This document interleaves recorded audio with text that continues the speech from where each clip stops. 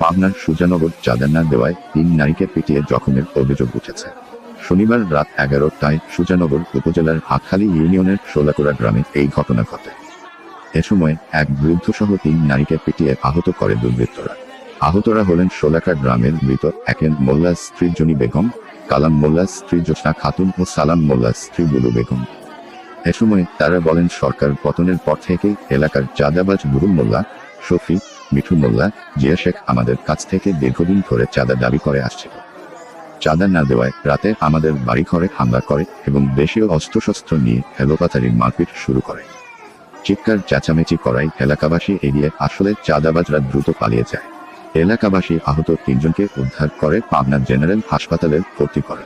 এদিকে কামালপুর ফাঁড়ির ইনচার্জ মোস্তফা জামান সত্যতা নিশ্চিত করে বলেন, ঘটনাস্থলে পুলিশ পাঠিয়েছি, বর্তমান পরিস্থিতি অনেকটা শান্ত রয়েছে, লিখিত অভিযোগ পেলে